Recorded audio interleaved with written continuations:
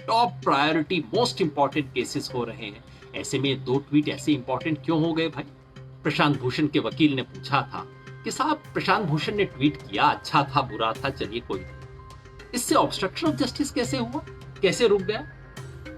जज साहब अपने केस के अंदर बैठे सेक्सुअल हैरेसमेंट के केस में उससे डिस्टेबलाइज नहीं हुआ था। 4 जज कह रहे हैं कि सुप्रीम कोर्ट के जस्टिस जिस तरह से एलोकेट केस कर रहे हैं ये तो मजाक है लोकतंत्र के साथ, उससे डिस्टेबलाइज नहीं हुआ। प्रशांत भूषण की ट्वीट से डिस्टेबलाइज हुआ। पता लगा आपको?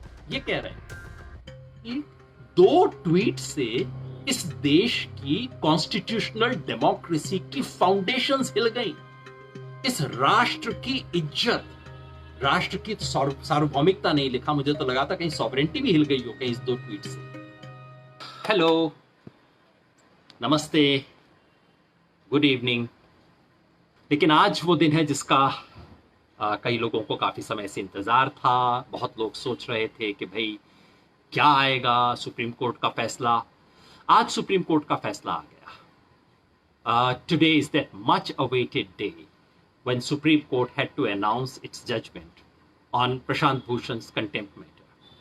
अब आपको याद होगा there are 2 separate matters, 2 अलग-अलग मामले हैं। One matter related to 2009 when Prashant Bhushan had given an interview and spoken about half of the past CJIs. That matter is continued, वो अभी चल रहा है, उस पर फैसला नहीं हुआ है। उसकी 17 तारीख को नेक्स्ट हियरिंग होगी। उसके अंदर सुप्रीम कोर्ट ने यह कहा कि हमें प्रशांत भूषण का एक्सप्लेनेशन पसंद नहीं आया, स्वीकार नहीं है, इसकी सुनवाई होगी। राजीव धवन जो कि प्रशांत भूषण के एडवोकेट हैं वो 17 तारीख को इसके बारे में आर्ग्यूमेंट करेंगे। तो उस पर अभी तक हम कुछ नहीं जानते। लेकिन जो दूसरा मामला था, जो उस 2 फेमस ट्वीट से शुरू हुआ था, उसके ऊपर आज सुप्रीम कोर्ट ने अपना फैसला सुना दिया है। लगभग पूरा फैसला सुना दिया है। सुप्रीम कोर्ट ने कहा कि प्रशांत भूषण दोषी हैं और अब उनको सजा क्या मिलनी चाहिए इसका फैसला सुप्रीम कोर्ट 20 तारीख को सुनवाई के बाद तय करेगा। सो ये सेटल हो गया है। Guilt has been pronounced. Now only the quantum of punishment, कितनी सजा मिलेगी, केवल इसका फैसला होना बाकी है। हिंदी की एक बहुत फेमस कहानी है पंच परमेश्वर। कहानी है गांव में अलगू चौधरी और जुम्मन मियां के बारे में। दोनों की आपस में खटपट है, पुराना एक दूसरे का झगड़ा है। और अचानक पंचायत क्या फैसला करती है, जुम्मन मियां के एक मामले में अलगू चौधरी को पंच बना देती है। अब सारा गांव समझता है कि नहीं, दोनों की तो आपस में खुंदक है, अलगू चौधरी तो अब जुम्मन मियां के खिलाफ फैसला देगा ही देगा। लेकिन जब पंच की कुर्सी पे बैठते हैं, उस आसन पे बैठते हैं अलगू चौधरी, तो वो कहते हैं कि नहीं, जो सच है मैं तो वो सच बोलूंगा। वो सच संयोग से उस समय जुम्मन मियां के पक्ष में था। वो फैसला सुनाते हैं और वो कहते हैं, और प्रेमचंद की वो बहुत फेमस कहानी है पंच परमेश्वर। पंच तो परमेश्वर है। जब आप उस सीट पे बैठ जाते हैं तो फिर आप परमेश्वर की तरह बोलते हैं। तब आपका कोई ना दोस्त है, ना दुश्मन है, ना कोई खुंदक है, ना पसंद है, ना नापसंद है। आज सुप्रीम कोर्ट के लिए वैसा मोमेंट था कि पिछले काफी समय से सुप्रीम कोर्ट के बारे में जो बातें कही जा रही थी, आज का जजमेंट वो मोमेंट था जिससे साबित हो जाता कि ये सब बातें हल्की थी। लोग किस तरह की बातें कह रहे थे? लोग कह रहे थे कि देखिए ये सारा का सारा मामला प्रशांत भूषण को सेट करने के लिए, प्रशांत भूषण को फंसाने के लिए, प्रशांत भूषण से खुंदक निकालने के लिए किया जा रहा है। देखिए तो सारा कोर्ट में लॉकडाउन है, कोई चीज पे इन्वेस्टिगेशन हो नहीं रहा, और उसके बीचों बीच अचानक ये प्रशांत भूषण के 2 मामले निकालना और उसे जाके जस्टिस अरुण मिश्रा की बेंच में देना। लोग ऐसा कहते थे कि ये सब ले दे के ऐसा खेल है जिससे प्रशांत भूषण को फंसाया जाए, उनको कुछ ना कुछ सजा तो होके रहेगी, आप कुछ भी कर लो। दूसरे लोग कहते थे नहीं, सुप्रीम कोर्ट है, न्याय है, प्रक्रिया है, आप देखिए, आप अभी से क्यों भरोसा छोड़ रहे हैं, आप विश्वास कीजिए, पहले जजमेंट देख तो लीजिए भाई। और हमें सबको लगता था हाँ बात तो सही है, जजमेंट देखना चाहिए, कैसी हियरिंग हो वो देखनी चाहिए, शक हो सकते हैं और मैंने अपने शक खुल के रखे। लेकिन अंततः सवाल ये नहीं कि मेरे शक क्या है, अंततः सवाल ये है कि ऑर्डर क्या है, निर्णय क्या है। और आज वो निर्णय आ गया, वो ऑर्डर आ गया। 108 पेज का ऑर्डर है। उस ऑर्डर में क्या कुछ लिखा हुआ है इसके बारे में आपने अब तक सुन लिया होगा। मैंने उसकी ऑपरेशनल समरी आपको सुना दी है। ऑपरेशनली वो जजमेंट कहता है कि कोर्ट का ये फैसला है कि प्रशांत भूषण ने इस मामले में ये जो दो ट्वीट हैं, इन दोनों में प्रशांत भूषण ने कंटेम्प्ट ऑफ कोर्ट की है, उनको सजा मिलेगी। और साधारण कंटेम्प्ट नहीं, बहुत गंभीर कंटेम्प्ट की है, जिसके लिए उनको सीरियस सजा मिलनी चाहिए। ये बातें कोर्ट कहते हैं। अब उसके बाद सजा क्या मिलती है ये हम अभी कह नहीं सकते, ये हमें बाद में पता लगेगा। इस बीच इसमें जजमेंट में क्या क्या बात मुख्यतः कही गई वो मैं आपके सामने कुछ रखना चाहता हूं। प्रशांत भूषण ने अपने बातचीत में कहा था, आप मुझे एक क्षण दीजिएगा, मुझसे एक चीज छूट गई है, मैं अभी 1 मिनट ले आता हूं उससे। सॉरी, एक कागज मिस हो गया था, तो मैंने सोचा कि उसके एब्सेंस में बात नहीं करनी चाहिए। प्रशांत भूषण ने कहा कि कई उन्होंने टेक्निकल लीगल इश्यूज उठाए थे। उन्होंने कहा था कि सुप्रीम कोर्ट को क्या इस तरह की बातें करनी चाहिए। उन्होंने 3-4 प्रश्न उठाए थे प्रशांत भूषण ने अपनी पिटीशन में। आपको याद होगा इससे पहले जो सवाल उठे थे वो सब मैं कई बार उठाता रहा हूं। I will not repeat those questions. Those questions were, number 1, why is it then जब सुप्रीम कोर्ट बिल्कुल ऑलमोस्ट बंद है, बहुत थोड़े से केसेस हो रहे हैं, top priority most important cases हो रहे हैं, ऐसे में 2 ट्वीट ऐसे इंपॉर्टेंट क्यों हो गए भाई? 2 महीने बाद हो जाते तो क्या होता? दूसरा कि ये जो पिटीशन है जिसे सेशन कोर्ट में भी ना एंटरटेन किया जाता, इतनी फॉल्टी पिटीशन, उसके ऊपर क्यों बातचीत सुप्रीम कोर्ट ऐसी चीजों को सीरियसली क्यों ले रहा है? नंबर तीसरा कि ये मामला जस्टिस अरुण मिश्रा जी की कोर्ट में ही क्यों जा रहा है? सारे प्रशांत भूषण से रिलेटेड कंटेम्प्ट के मामले केवल वहीं क्यों जा रहे हैं? चौथा कि जो प्रशांत भूषण ने अपने पक्ष में बातें कही हैं वो बातें सच है या नहीं है, इसका फैसला किया जाना चाहिए। आज के जजमेंट से सबको उम्मीद थी और होनी चाहिए, क्योंकि सुप्रीम कोर्ट का जजमेंट है, कि उसमें इन सब चीजों के आंसर मिलेंगे।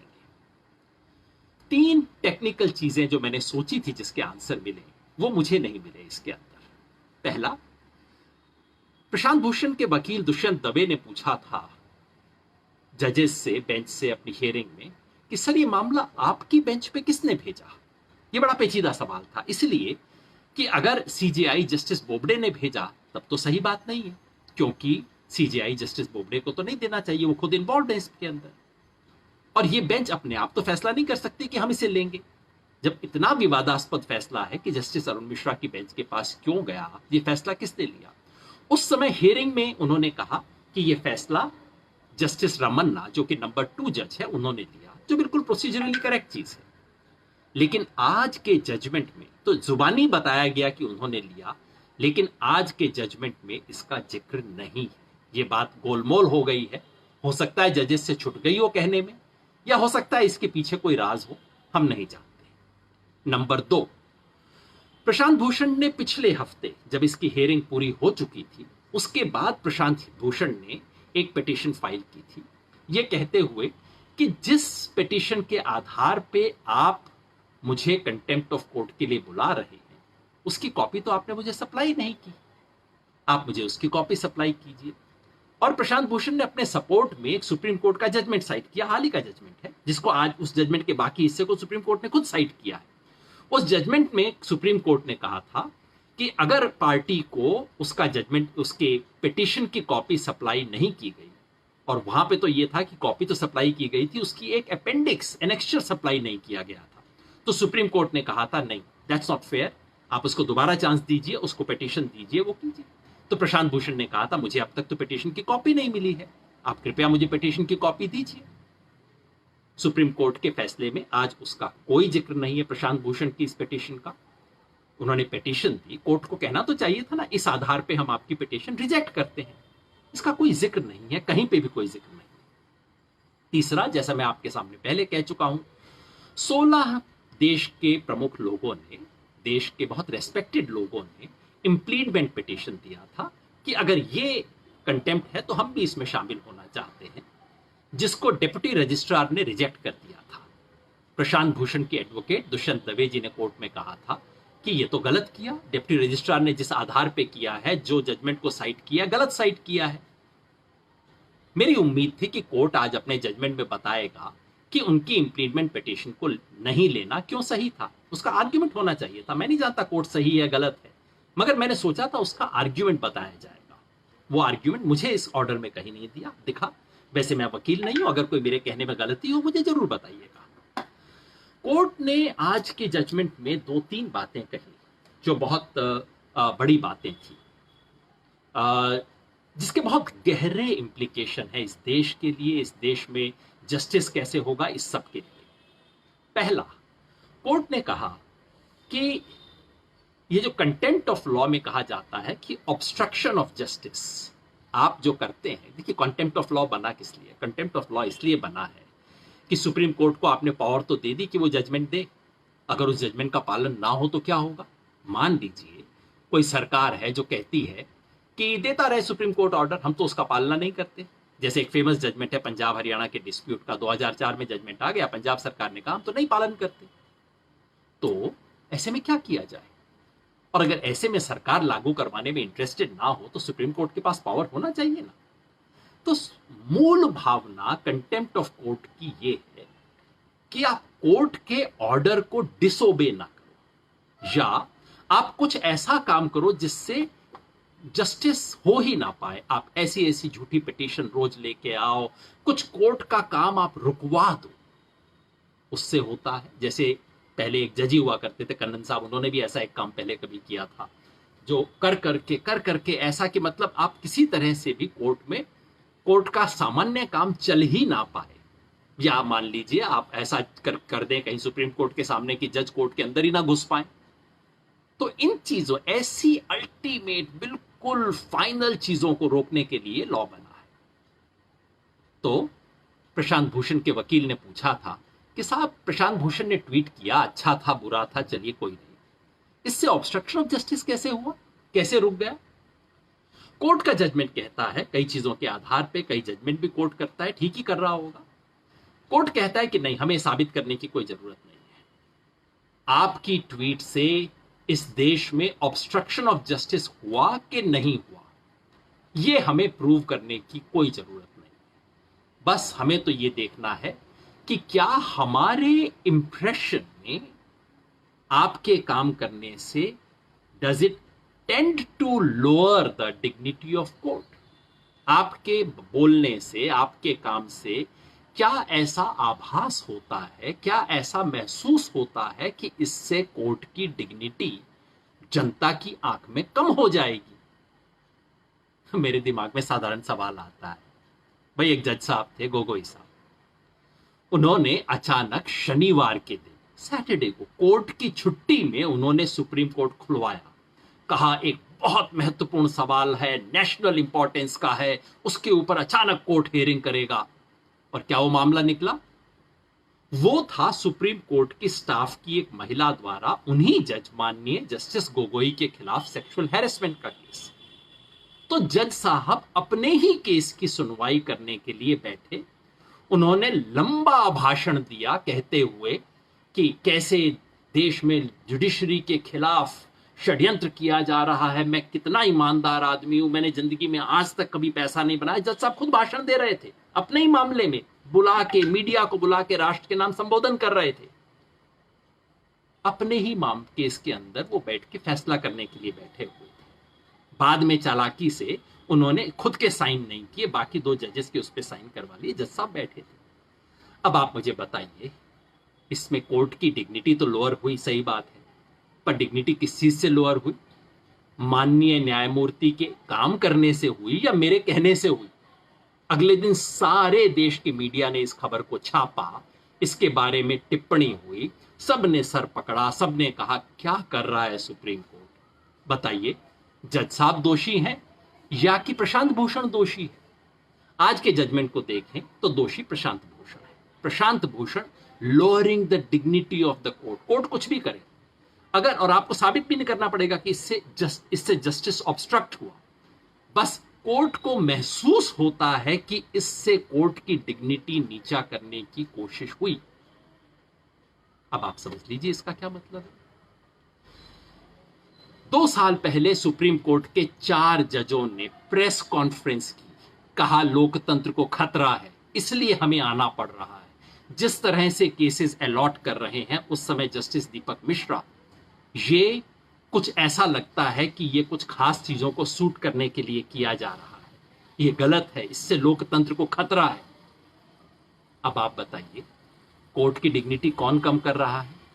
वो जज जो कि एलोकेशन कर रहे थे, अगर ये 4 जज सही थे तो, या ये जज जो बोल रहे थे, या कि प्रशांत भूषण जो इस बात को रिपीट कर रहा है, या मैं जो प्रशांत भूषण की बात को रिपीट कर रहा हूं। आप ही सोचिए, what is lowering the dignity of the court? आज के जजमेंट के हिसाब से देखें तो बस आप you are lowering the dignity of the court. और यही नहीं, कोर्ट इससे आगे जाके बड़ी शानदार बातें करते हैं। मैं उनमें से कुछ हिस्से आपको पढ़ के सुनाना चाहता हूं, इसीलिए मैं गया था वो लेने के लिए जो उसमें लिखा था। सुप्रीम कोर्ट के आज कुछ हिस्से पढ़ के सुनाता हूं। An attempt to shake the very foundation of constitutional democracy has to be dealt with an iron hand. देश के संवैधानिक लोकतंत्र की बुनियाद को हिलाने की कोशिश के खिलाफ आयरन हैंड से काम लेने की जरूरत है। The tweet has the effect of destabilizing the very foundation of this important pillar of Indian democracy. पता लगा आपको कि प्रशांत भूषण की एक ट्वीट से, 2 ट्वीट से क्या हो गया?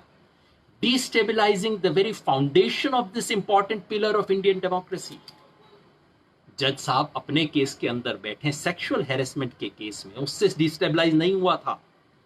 4 जज कह रहे हैं कि सुप्रीम कोर्ट के जस्टिस जिस तरह से एलोकेट केस कर रहे हैं, ये तो मजाक है लोकतंत्र के साथ, उससे डिस्टेबिलाइज नहीं हुआ। प्रशांत भूषण की ट्वीट से डिस्टेबिलाइज हुआ। पता लगा आपको? ये कह रहे हैं। और सुनिए जज साहब क्या कह रहे हैं। No doubt the court is required to be magnanimous when criticism is made of the judges or the institution of administration of justice. However, such magnanimity cannot be stretched to such an extent which may amount to weakness in dealing with malicious, scurrilous, calculated attack. कि हमें वैसे तो दिल चौड़ा रखना चाहिए, लेकिन कहीं कमजोरी का लक्षण ना आ जाए, खास तौर पे अगर मेलिशियस मतलब बदनीयती से किया जाए। पता नहीं नियत का कैसे पता लग गया जज साहब को। अगर ऐसा चाहते तो फिर इसके बारे में पूरी पुलिस से इंक्वायरी करवानी चाहिए थी कि प्रशांत भूषण ने ट्वीट कब किया, किसकी संगत में किया, पीछे क्या डिजाइन था। कैलकुलेटेड अटैक, जज साहब कह रहे हैं कि कैलकुलेटेड था। साहब अगर कैलकुलेटेड कह रहे हैं, देश का सुप्रीम कोर्ट है, इतनी बड़ी बात कह रहा है, थोड़ा एविडेंस तो दे दीजिए ना, पीछे क्या कैलकुलेशन था, पीछे कौन कौन लोग थे, कितनी बड़ी इसके पीछे फोर्सेस थी, कौन कौन षड्यंत्र थे। भाई बहुत बड़ी चीज है देश के खिलाफ। Please, I would have expected some evidence about all these things. जज साहब ये सारी बातें कह रहे हैं उसके अंदर। तो दूसरी चीज, दूसरी एक इंपॉर्टेंट बात जो आज के उसमें आती है, एक और पैरा मैं पढ़ के सुनाना चाहता हूं। वैसे इससे मुझे एक किस्सा छोटा सा याद आया। इंग्लैंड में कोई 20 साल पहले एक केस हुआ था, जहां वहां के कोर्ट ने जजमेंट दिया। वहां के एक अखबार ने फ्रंट पेज पे खबर छापी। खबर क्या थी? खबर का हेडलाइन मैं आपको बता दूं। उसने वहां के जितने भी जज साहिबान थे उनकी तस्वीर छापी, उल्टी करके टांग दी तस्वीर, जिसमें जज उल्टे दिखाई दे रहे थे, धड़ ऊपर, सर नीचे और धड़ ऊपर। और नीचे अखबार की हेडलाइन क्या थी? यू फूल्स। ये इंग्लैंड के एक बड़े सर्कुलेशन वाले अखबार ने अपने जजेस के बारे में फ्रंट पेज पे छापा था। मामला गया जजेस के सामने कंटेम्प्ट ऑफ कोर्ट के लिए। जज साहब ने कहा, नहीं उसमें लिखा था यू ओल्ड फूल्स।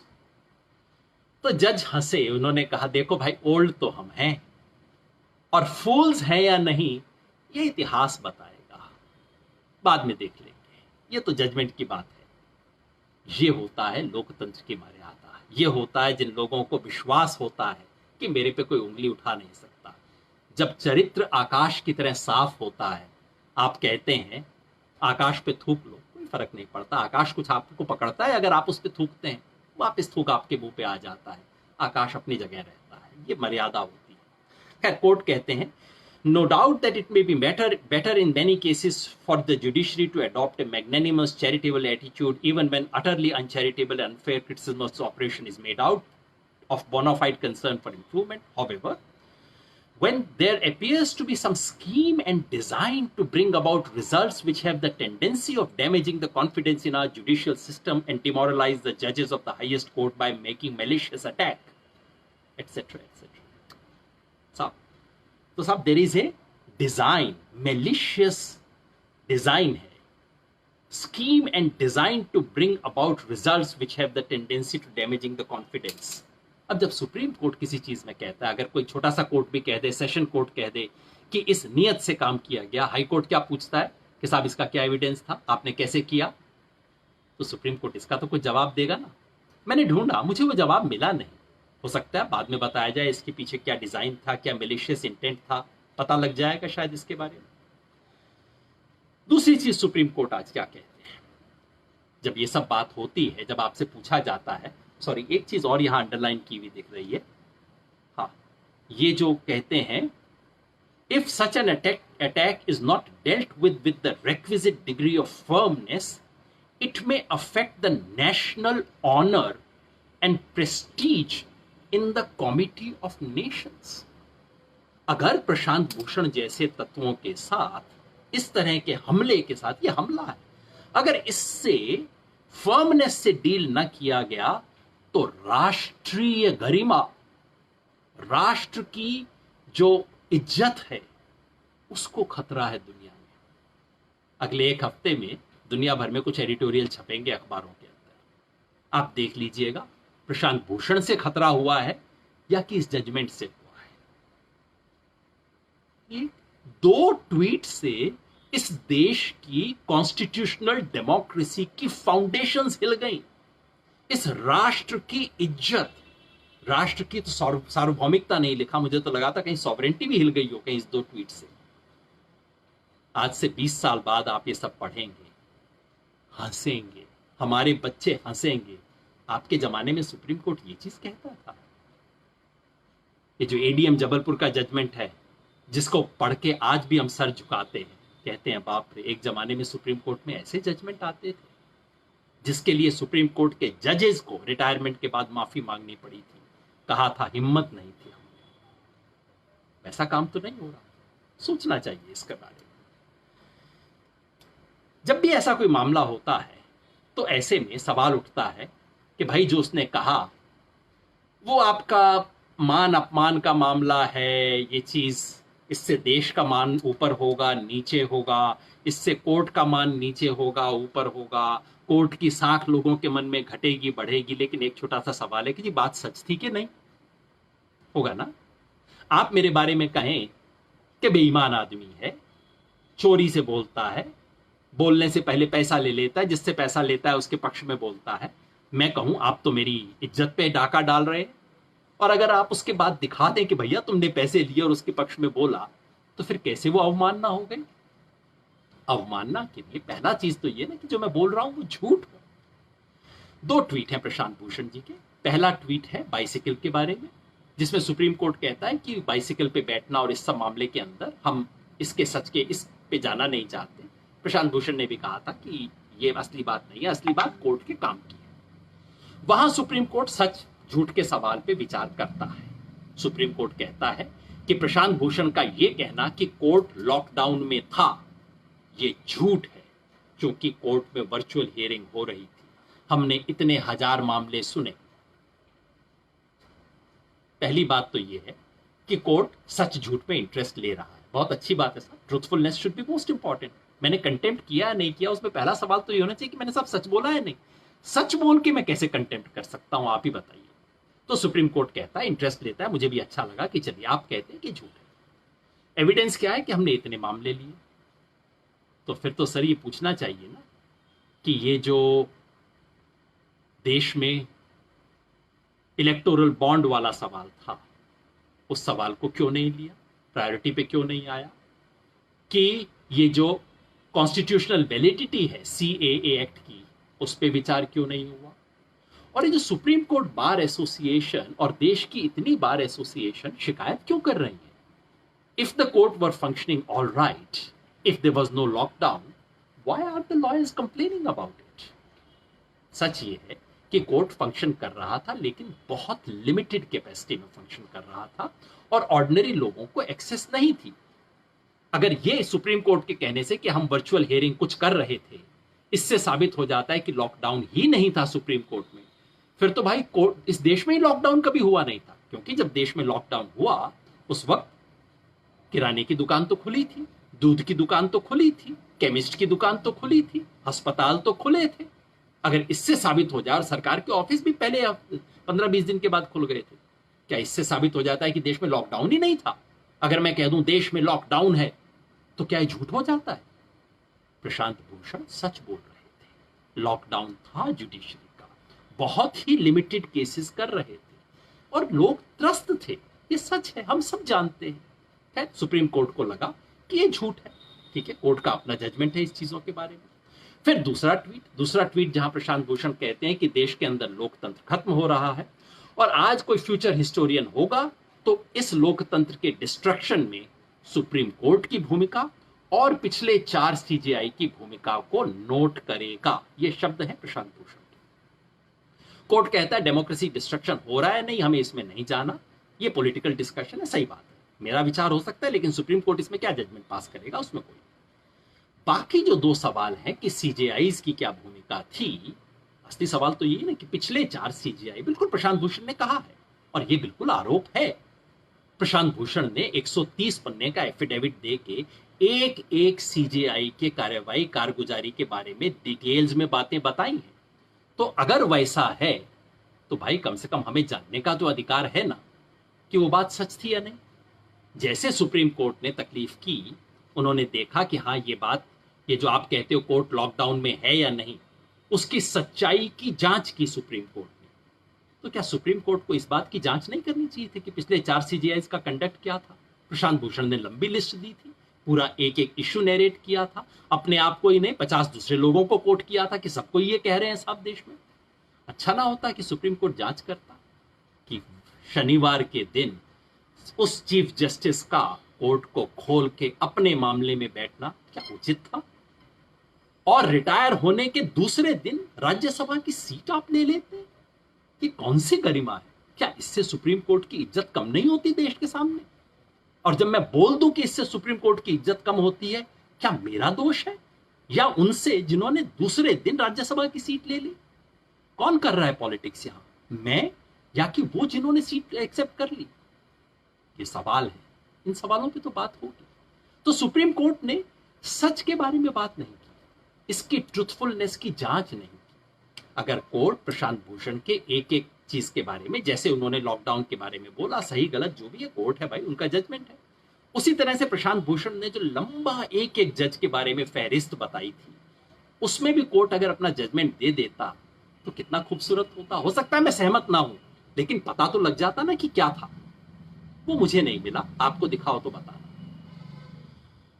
आखिरी बात जो कोर्ट कह रहे हैं वो ये कि हमारी जो कंटेम्प्ट ऑफ कोर्ट की जो पावर्स हैं वो पावर अनलिमिटेड है, क्योंकि प्रशांत भूषण के वकील ने और सबने कहा था कि देश के अंदर एक कानून है कंटेम्प्ट ऑफ कोर्ट। वो कानून कहता है कि अगर कोई पिटीशन आएगी तो उसमें सबसे पहले आपको अटॉर्नी जनरल की राय लेनी पड़ेगी। वो कानून प्रोसीजर बताता है, वो कानून बताता है कि आप इतनी सजा दे सकते हैं, इतनी सजा नहीं दे सकते।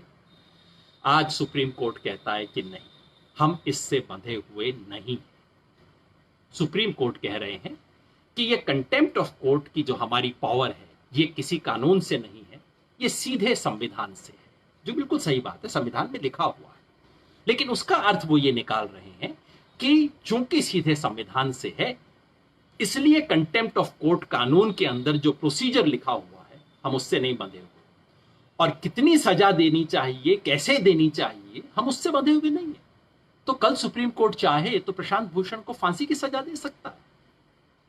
जो कंटेम्प्ट ऑफ कोर्ट कानून है वो कानून तो कहता है कि 6 महीने की आप सजा दे सकते हैं, लेकिन आज सुप्रीम कोर्ट ने साफ कर दिया है कि नहीं, ये हम इससे ऊपर है, हमारी कॉन्स्टिट्यूशनल पावर है, हम अपने प्रोसीजर बनाएंगे, हम तय करेंगे कि क्या करने की जरूरत है। तो कुल मिला के लब्बो-लुआब ये कि आज की सारी बात से साबित होता है कि सुप्रीम कोर्ट सर्वोच्च है। हमारे यहां कहते हैं ना सर्वशक्ति संपन्न, सर्वशक्ति संपन्न है, सब ताकत है। मुझे इससे एतराज नहीं है, सबसे ऊंचे न्याय करने वाले को सर्वशक्ति संपन्न होना चाहिए, लेकिन जो सर्वशक्ति संपन्न है उसे सर्वगुण संपन्न भी होना होगा, उसमें सब वर्च्यूज भी होनी होगी। उसकी मर्यादा दूसरों से ऊंची होनी होगी। मैंने आपको इंग्लैंड के कोर्ट का एक एग्जाम्पल दिया, मैंने आपको पंच परमेश्वर वाली कहानी बताई। ये कहानियां हैं जो आपकी कोर्ट में आस्था बना देती हैं। उसके बाद जब जजेस ने वो कह दिया, उसके बाद आप समझिए जिस एडिटर ने छापा था यू ओल्ड फूल्स, वो एडिटर कितना छोटा दिखाई दिया होगा लोगों को कि देखो तुमने क्या बोला और जजेस ने क्या बोल दिया। वो चीज है जो कि कोर्ट की मर्यादा को ऊपर उठाती है। लेकिन आज हमारा सुप्रीम कोर्ट कहता है हम सर्वशक्ति संपन्न है। अच्छी बात है, सर्वगुण संपन्न भी होना होगा, सर्व मर्यादा संपन्न भी होना होगा, आपको सब तरह की वर्च्यूज भी दिखानी होगी। क्या वो दिखती हैं? मुझे इस जजमेंट में दिखाई नहीं दी। ऐसा मैं नहीं कह रहा कि बाकी सब जजमेंट में भी ऐसा है, मैं ये कतई नहीं कह रहा कि बाकी सब जजेस भी ऐसा ही करते हैं, मैं ये नहीं कह रहा कि ये 3 जज भी अपने बाकी सब जजमेंट्स में यही काम करते हैं, लेकिन इस जजमेंट में वो सर्वगुण संपन्न होने का गुण तो दिखाई नहीं दिया। और जज साहब, ये महात्मा गांधी ने भी कहा था, अंग्रेजों ने महात्मा गांधी पे डिसअफेक्शन का आरोप लगाया था। महात्मा गांधी ने कहा था कि साहब ये अफेक्शन जो होता है ना, ये कॉलर पकड़ के मांगा नहीं जाता, अफेक्शन आपके काम से मिलता है। सुप्रीम कोर्ट की डिग्निटी इन चीजों से नहीं बनती कि सुप्रीम कोर्ट किसको कब सजा दे दे। डंडा चला के जो डिग्निटी लेते हैं उससे डिग्निटी नहीं बनती। आपने देखा होगा क्लासरूम के अंदर टीचर होते हैं जो बच्चों को मुर्गा बना देते हैं। कम से कम हमारे स्कूल में ऐसा हुआ करता था, वो बच्चा मुर्गा भी बनता था और मुर्गा बने बने बाकी क्लास वालों को आंख भी मारा करता था कि देखो क्या काम किया टीचर ने, मेरे पे कोई असर नहीं पड़ा। इससे इज्जत नहीं बनती है, इज्जत बनती है हमारे काम से। जब काम आपका ऐसा हो जिस पर जो उंगली उठाए उसकी उंगली अपने आप छोटी हो जाएगी, उससे इज्जत बनती है। महात्मा गांधी ने ये बात कही थी और मैं समझता हूं वो बड़ी बात है। आज के मुद्दे पे कई लोगों ने टिप्पणी की है। अभी हमारे वरिष्ठ एडवोकेट संजय हेगड़े ने हमें वो याद दिलाया था, दिनकर की वो पंक्ति जो उनकी दिनकर की पंक्ति थी, वो समर शेष है, समय लिखेगा उन जो तटस्थ हैं, समय लिखेगा उनका भी अपराध। ये वाली जो पंक्ति थी दिनकर की, वो संजय हेगड़े ने कोट की और बिल्कुल उसी वक्त पे आ गए। मैं जो ढूंढ रहा था, हमारे एक साथी हैं मंजुल भारद्वाज जी, उन्होंने लिखी, मुझे बहुत सुंदर लगी। उन्होंने लिखा, अभी आज के जजमेंट के तुरंत बाद लिखा है, प्रशांत भूषण सुनो, सत्य सूली पर चढ़ेगा, यह सुकरात काल है। ध्यान है, सुकरात ग्रीक फिलोसोफर हुआ करते थे, सोक्रेटिस जिसको अंग्रेजी में बोला जाता है। सुकरात को सच बोलने के लिए जहर का प्याला पीना पड़ा था, मीराबाई को भी जहर का प्याला पीना पड़ा था। तो मंजुल कहते हैं, प्रशांत भूषण सुनो, सत्य सूली पर चढ़ेगा, यह सुकरात काल है। जिनके न्याय के लिए लड़ रहे हो वो विकास के लिए खामोश रहेंगे, मुर्दा समाज बोलता नहीं। मंजुल भारद्वाज। वैसे मैं उनकी बात से सहमत नहीं हूं, मुझे विश्वास है कि ये देश दिखाएगा कि ये मुर्दा समाज नहीं है, ये समाज बोल सकता है। लेकिन इतना जरूर कहना चाहता हूं, एडीएम जबलपुर जो इमरजेंसी का केस था, जिस केस ने इस देश के सुप्रीम कोर्ट की इज्जत को कम किया था, उस केस का जो जजमेंट था, किसी आलोचक ने नहीं, उस केस में जो माननीय न्यायाधीशों ने लिखा था, उससे इस देश के हर व्यक्ति को मैसेज गया था, अब सुप्रीम कोर्ट की तरफ देखने की कोई जरूरत नहीं है, अब न्याय वहां नहीं मिलेगा, इमरजेंसी के खिलाफ लड़ना है तो तुम्हें सड़क पे जाके लड़ना पड़ेगा। ये मैसेज उस वक्त मिला था लोगों को। आज जो हुआ है ये एडीएम जबलपुर का अध्याय नंबर 1 है। अध्याय नंबर 2 शायद 17 तारीख को होगा, ऐसी आशंका कई लोगों को है, मुझे भी है। अध्याय नंबर 3 शायद 20 तारीख को होगा, इसमें एक आधा और अध्याय भी जुड़ सकता है। जो मैसेज जाता है वो ये कि यदि आप सुप्रीम कोर्ट की आलोचना करेंगे, चाहे सही आलोचना हो, चाहे सत्य पर आधारित हो, चाहे कोई मैलिस ना हो, चाहे आपके मन में सुप्रीम कोर्ट संस्था के लिए सम्मान हो, आपको सजा मिलेगी। खबरदार जो सुप्रीम कोर्ट के बारे में बोला, ये मैसेज जाता है एक ऐसे समय में जहां मीडिया बोलने से घबरा रहा है, ऑपोजिशन बोलने से घबरा रहा है। एक उम्मीद जो लोगों की बनती है, जब सब संस्थाओं के दरवाजे बंद होने शुरू हो, तब लोगों की एक आखिरी उम्मीद बनती है कि वो शाहजहां के दरबार में घंटी बजाने वाला काम है ना, कम से कम उस घंटी बजाने से कुछ चलेगा। एक उम्मीद बनती है कि न्याय का मंदिर खुलेगा। बाकी ठीक है, कोई मेरे साथ एसएचओ कर ले, सीएम कर ले, पीएम कर ले, मैं कोर्ट जा सकता हूं। दुर्भाग्यवश आज का जजमेंट ये इशारा करता है कि बाबू, कोर्ट कुछ भी करे, बोलना नहीं। बस एक आखिरी बात कह के समाप्त करता हूं। एक हाइपोथेटिकल सिचुएशन देखिए। हाइपोथेटिकल का मतलब होता है काल्पनिक, जो रियल हो ना हो। आज का सुप्रीम कोर्ट बहुत अच्छा है, न्यायाधीश बहुत ईमानदार है, न्यायाधीश किसी से डरे हुए नहीं है। लेकिन मान लीजिए ऐसा कोई समय हो जबकि न्यायपालिका, न्यायाधीश डरे हुए हो सकता है ना ऐसा कोई समय। मान लीजिए ऐसा कोई समय आता है जब इस देश के चीफ जस्टिस रूलिंग पार्टी के साथ मिले हुए हों, उनके इशारे पे काम करते हों, शाम को फोन आ जाए कि भैया ये जजमेंट देना है, और सुबह वो जजमेंट दे दिया करें। मान लीजिए ऐसा कभी हो जाए, भविष्य में ना हो तो बहुत अच्छा है, लेकिन मान लीजिए ऐसा कभी हो जाए।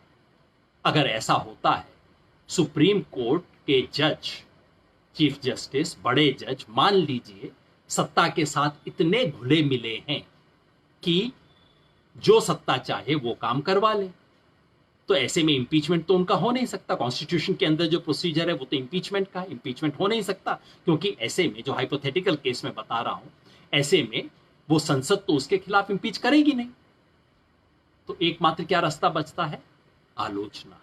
लोग बोलेंगे। ये जो लोक लाज होती है कि आपके सर्कल में लोग खड़े होकर बोलेंगे गलत काम कर रहे हैं, इंपीचमेंट नहीं हो सकता है बड़े बड़े सत्ता वाले आपके साथ हो, लेकिन आपकी सार्वजनिक आलोचना होगी। लोग आपको कहेंगे काम तो गलत कर रहे हैं। कैसे इस चीज को लेके तुम जिंदा रहोगे?